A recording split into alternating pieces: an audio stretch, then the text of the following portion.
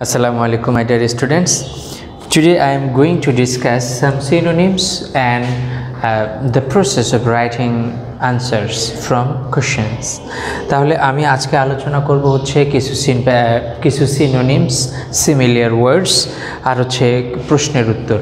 তোমরা জানো যে আমি গত ক্লাসে আমি আলোচনা করেছিলাম কিছু গ্রামার আলোচনা করছিলাম একটা সিন প্যাসেজ থেকে। এটা হচ্ছে ইউনিট 5 লেসন 2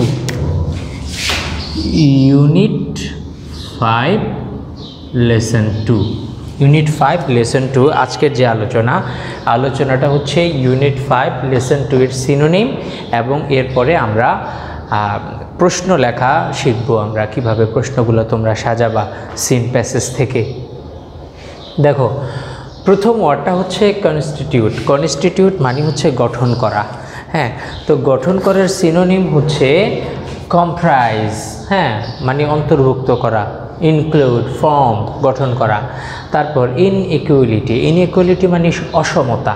তোমরা এই মুহূর্তে যারা ভিডিওটা দেখছো, তোমরা যদি আগের লেকচারগুলো না দেখে থাকো অবশ্যই আগের লেকচারগুলো দেখবে এবং তারপরে এই লেকচারটা তোমরা দেখবে। দেখো ইনইকুয়ালিটি, দেখো ইকুয়াল, এখানে মূল শব্দ হলো ইকুয়াল থেকে ইকুয়ালিটি, তারপর হলো ইনইকুয়ালিটি। দেখো, তুমি যদি প্রত্যেকটা ওয়ার্ডের এভাবে যদি ক্লাসিফিকেশন করে পড়ো তাহলে it will be easy for you to understand any word and the derivatives, অর্থাৎ কীভাবে একটা শব্দ উৎপন্ন হয়। আর এই ধরনের জ্ঞানকে বলা হয় মরফোলজি। তাহলে এখানে দেখো ইকুয়াল, মূল শব্দ ছিল ইকুয়ালের সাথে যোগ হয়েছে ইকুয়ালিটি, তাহলে নাউন হয়েছে।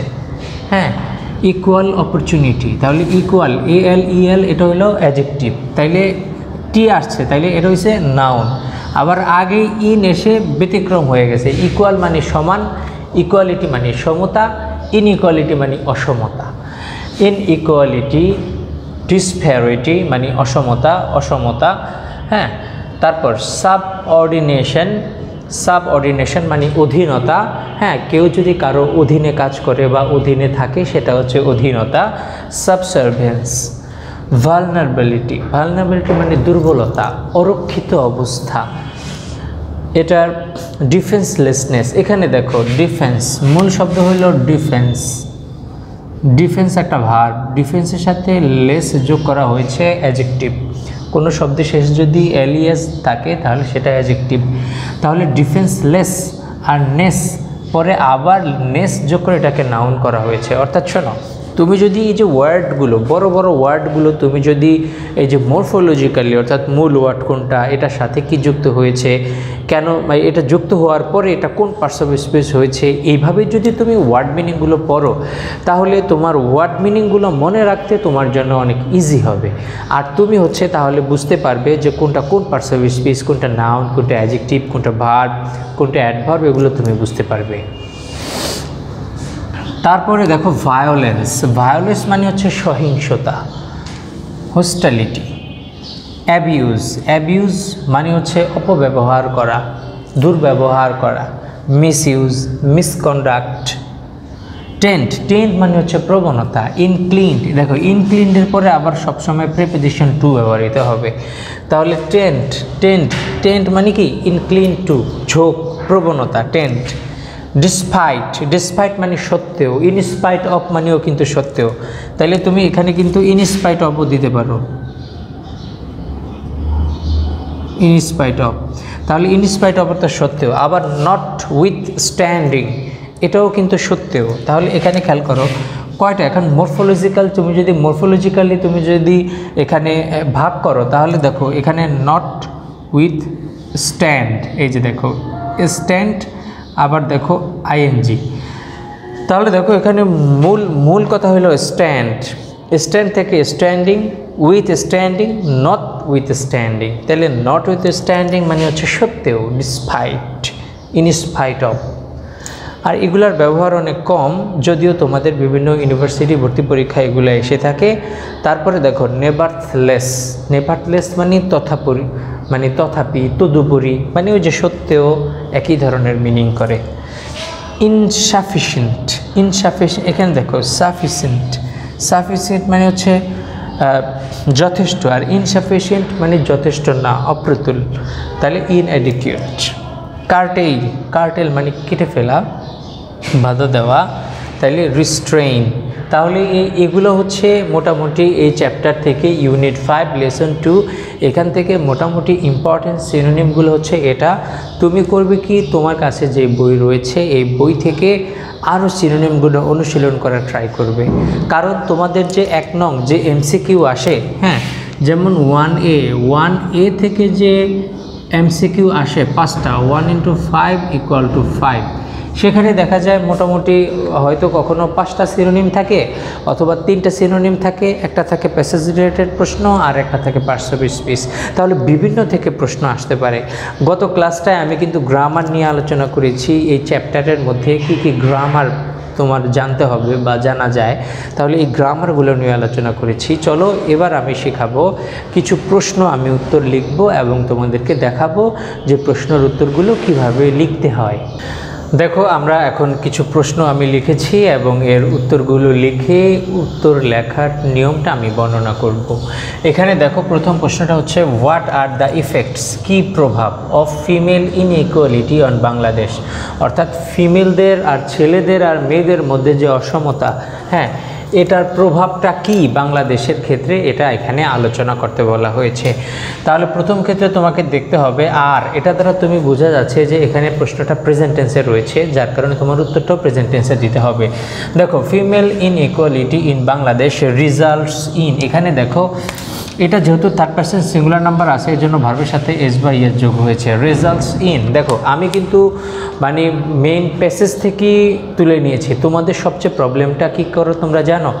তোমরা হচ্ছে যে প্রশ্নটা তুমি পাও, প্রশ্নটা দেখে তুমি দেখো যে প্যাসেজের কোন জায়গায় উত্তরটা রয়েছে, তুমি ওই লাইনটা হুবহু তুলে দাও। এটা তুমি কখনো করবে না। তুমি যদি ভালো মার্কস ক্যারি করতে চাও, তোমাকে বুঝতে হবে প্রশ্নটা কি করা হয়েছে এবং সেই অনুযায়ী তুমি তোমার উত্তর প্রদান করবে। এবার এখানে খেয়াল করো, আর টেন্সের বিষয়টা খেয়াল রাখতে হবে যে গ্রামাটিক্যাল অ্যাকিউরেসি ঠিক আছে কিনা তোমার, সেটাও তোমাকে জাজ করতে হবে। অর্থাৎ সাবজেক্টের পর ভার্ব বসাবা এবং সাবজেক্ট আর ভার্ব এগ্রি করছে কিনা সেটাও তোমাকে নির্ণয় করতে হবে। এখানে খেয়াল করো, তাহলে ফিমেল ইনইকুয়ালিটি ইন বাংলাদেশ, বাংলাদেশে মানে মেয়েদের ক্ষেত্রে অসমতা, results third person singular number, এর জন্য ভার্বের সাথে এস বা ইয়েস যোগ হয়েছে।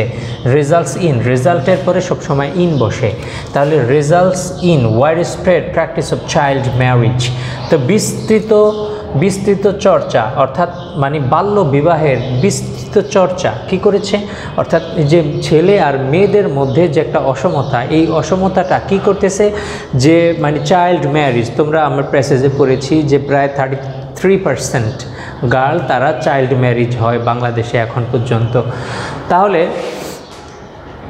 তাহলে এই যে ইনইকুয়ালিটি, এটার ফলে কি হয় দেখো, চাইল্ড ম্যারেজ হয়, তারপর মার্জিনালাইজেশন হয়, অর্থাৎ তারা যখন একটা মেয়ে যখন হাজব্যান্ডের বাড়িতে চলে যায় তখন সে মার্জিনালাইজড হয়ে পড়ে, হ্যাঁ, সংকুচিত হয়ে পড়ে, মার্জিনালাইজড হয়ে যায়, অর এক্সক্লুশন, অর মানে সে বিচ্ছিন্ন হয়ে পড়ে ফ্রম হেলথ, স্বাস্থ্যসেবা থেকে, শিক্ষা থেকে, ইকোনমিক অপরচুনিটিস, তাহলে মানে শিক্ষার অর্থনৈতিক সুযোগ থেকে, অ্যান্ড উইমেন, এবং উইমেন, দেখো উচ্চারণটা হবে এখানে উইমেন, এবং উইমেন বিকাম প্রোন, তারা অনেক দুর্বল হয়ে পড়ে, to sexual abuse and violence. অর্থাৎ দেখো এখানে কিন্তু আমি এখানে একটা সেন্টেন্স মানে একটা কম্পাউন্ড সেন্টেন্স, কারণ এখানে দেখো এখানে অ্যান্ড আছে, হ্যাঁ অ্যান্ড আছে, আর অ্যান্ডের পরেও দেখো একটা সাবজেক্ট আছে, একটা ভার্ব আছে, হ্যাঁ অ্যান্ডের পরেও একটা সাবজেক্ট আছে, একটা ভার্ব আছে, এবং দুইটাই কিন্তু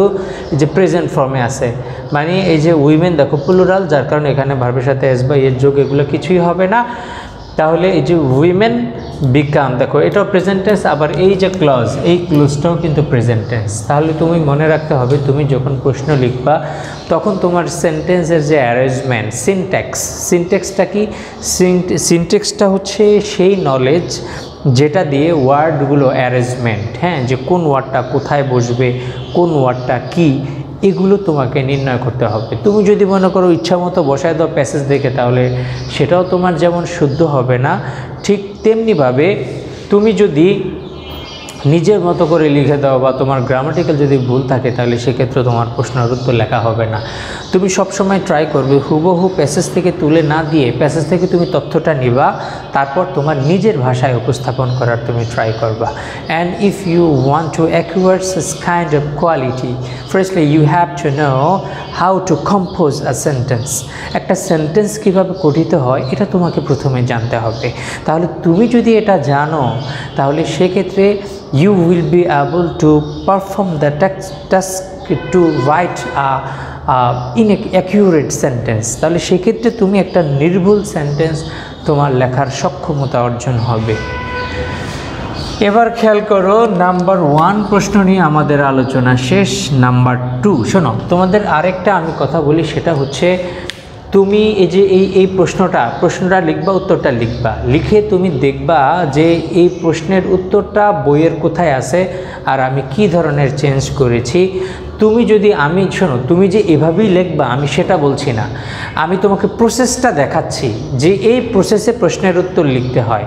তাহলে প্রসেসগুলো কি? প্রথম প্রসেস হচ্ছে তুমি ইনফরমেশন নেবা প্যাসেজ থেকে, কিন্তু হুবহু উদ্ধৃতি করবা না, ইনফরমেশন নিয়ে তুমি তোমার নিজের মতো করে লিখবে। হ্যাঁ, আর যে প্রশ্নে যেটা চাবে উত্তর তোমাকে ঠিক সেটাই দিতে হবে। অনেক সময় দেখা যায় যে একটা সিন প্যাসেজের যে বাক্যে উত্তর রয়েছে ওই বাক্যের আগে পরে আরও অনেক তথ্য রয়েছে, তোমরা ওই তথ্যগুলোও দিয়ে দাও। এটা কেন? এটা তো তুমি করতে পারবে না। তোমার যতটুক তোমাকে উত্তর দিতে বলা হবে ঠিক ওই রকম তুমি ঠিক ততটুক তুমি উত্তর করবা। তো সেক্ষেত্রে তুমি যদি মনে করো তোমার একটা সেন্টেন্সে উত্তর হয়ে যায় তাহলে সেক্ষেত্রে তুমি আরও একটা বা দুইটা সাপোর্টিং সেন্টেন্স তুমি দিতে পারো। এবার এখানে খেয়াল করো, how do wealth and education, অর্থাৎ মানে সম্পদ এবং শিক্ষা play a vital role in girls marriage. অর্থাৎ এখানে বলা হয়েছে, আমরা সিন প্যাসেজ থেকে পড়েছি যে মেয়েরা ধনী অথবা শিক্ষিত তাদের একটু পরবর্তী এইজে, হ্যাঁ লেটার এইজে বিয়ে করার একটা প্রবণতা রয়েছে। এখন এটা কেন এটা বলতে বলা হয়েছে, হাউ কিভাবে, মানে কিভাবে শিক্ষা একটা মানে মেয়ের বিয়েতে ভূমিকা রাখে, শিক্ষা এবং সম্পদ দেখানো। And educated girl, rich girl, এখানে দেখো an educated rich girl, an educated rich girl, তাহলে এখানে এটা হচ্ছে নাউন, এটা এখানে অ্যাডজেক্টিভ, এটাও এখানে অ্যাডজেক্টিভ, এখানে দুইটা অ্যাডজেক্টিভ বসছে। তাহলে অ্যান এডুকেটেড রিচ গার্ল অর্থাৎ একজন শিক্ষিত ধনী বালিকা। টেন্স এখানে দেখো থার্ড পারসন সিঙ্গুলার নাম্বার আছে, ভার্বের সাথে এস বা এর যোগ। এখানে খেয়াল করো প্রশ্নটা কিন্তু এখানে ডু দেখে বুঝলাম যে আমরা প্রেজেন্ট টেন্সে, হ্যাঁ তাহলে উত্তরটাও কিন্তু তোমাকে প্রেজেন্ট টেন্সে দিতে হবে। তাহলে an educated girl trends to marry, এখানে দেখো আবার ইনফাইনিটিভ, ফুল ইনফাইনিটিভ, এরপরে ভার্বের বেস ফর্ম। অর্থাৎ দেখো আমি গ্রামারের যে বিষয়গুলো এগুলো কিন্তু সব আমি এখানে অ্যাপ্লাই করছি। অর্থাৎ তুমি যখন প্রশ্নের উত্তর লিখবা তখন কিন্তু তোমাকে মানে গ্রামারটা ফলো করতে হবে, যে তুমি যে রাইট ফর্ম অফ ভার্ব শিখো, তারপর তুমি যে আর্টিকেল প্রিপোজিশন এগুলো যে শিখো, এগুলোর ব্যবহারটা যাতে তোমার উত্তর লেখার মধ্যে থাকে। You have to practise it at a later age। whereas এখানে দেখো whereas, হ্যাঁ whereas R where, what is the difference between where and whereas? শোনো, আমি যদি বলি যে আমি জানি না সে কোথায়, তাহলে এই যে কোথায়, এই কোথায়টা হইলো where, okay.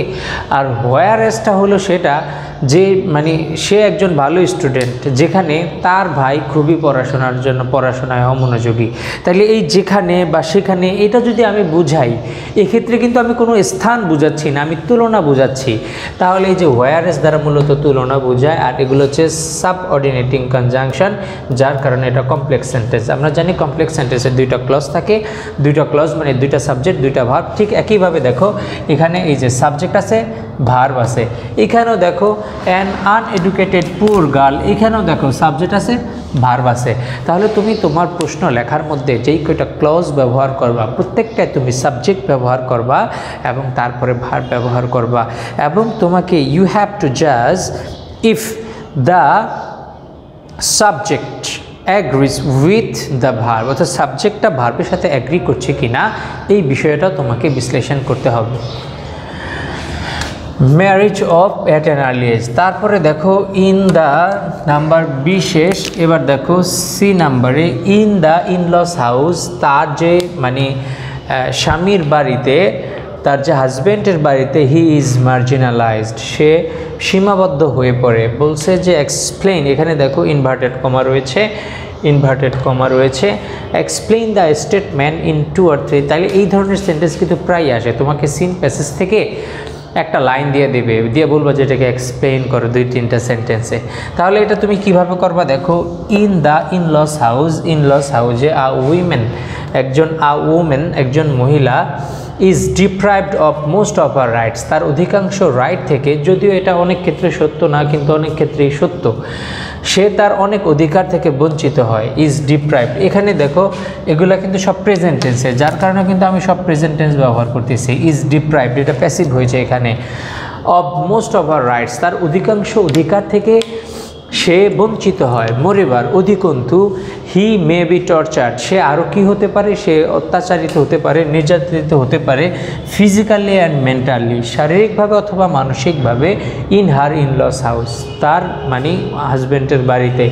By this way, এইভাবে শি ইজ মার্জিনালাইজড। দেখো তুমি সব সময় ট্রাই করবা যে তোমার যে প্রশ্নের উত্তর প্রথম দিকে চলে আসতে, প্রথম লাইনে। এটা যদি সম্ভব না হয়, তুমি শেষে এমন কিছু ওয়ার্ড বা এমন কিছু ফ্রেজ বা এমন ক্লজ ব্যবহার করবা যেটা প্রশ্নের সাথে সামঞ্জস্যশীল এবং তোমার উত্তরটা যাতে চলে আসে। দেখো আমি কিন্তু এখানে যে শি ইজ মার্জিনালাইজড, আমি প্রথমে ব্যাখ্যা দিয়েছি যে কেন মার্জিনালাইজড, তারপরে আমি বলেছি বাই দিস ওয়ে, এইভাবে শি ইজ মার্জিনালাইজড দেয়ার, এইভাবে সে মার্জিনালাইজড হয়ে পড়ে। তারপরে এখানে দেখো why is maternal mortality rate, অর্থাৎ মৃত্যুহার ফর অ্যাডোলেসেন্স, কিশোরীদের জন্য higher than the national rate, আমাদের জাতীয় যে মৃত্যুহার, এই মৃত্যুহারের চেয়ে ম্যাটার্নাল মর্টালিটি অর্থাৎ জন্মদান করার সময়, সন্তান জন্মদান করার সময় মৃত্যুবরণ, এই মৃত্যুবরণটা বেশি ন্যাশনাল রেটের চাইতে, জাতীয় রেটের চাইতে। তাহলে এটা বলেছে যে এটা কেন। হ্যাঁ, এই ধরনের উত্তরের ইনফরমেশন তোমার প্যাসেজে রয়েছে। তুমি এই আরেকটা প্রশ্ন আছে এখানে, ডিসক্রাইব দ্য প্লিট মানে হচ্ছে দুঃখ দুর্দশা of adolescent girls in their in-laws house. হ্যাঁ, তাইলে বলছে যে ডিসক্রাইব করতে কি বর্ণনা করবা, যে একটা অ্যাডোলেসেন্ট কিশোরী বালিকার যে দুঃখ দুর্দশা তার হাজব্যান্ডের বাড়িতে, এটা লিখতে বলছে তোমাকে 2 or 3 সেন্টেন্স। তাহলে তোমরা এই 2টা প্রশ্নের উত্তর লিখে আমাকে জানাও, আমি তাহলে তোমাদের সেখানে ফিডব্যাক দিব। আজকে এই পর্যন্তই। Thank you very much, see you in the next class.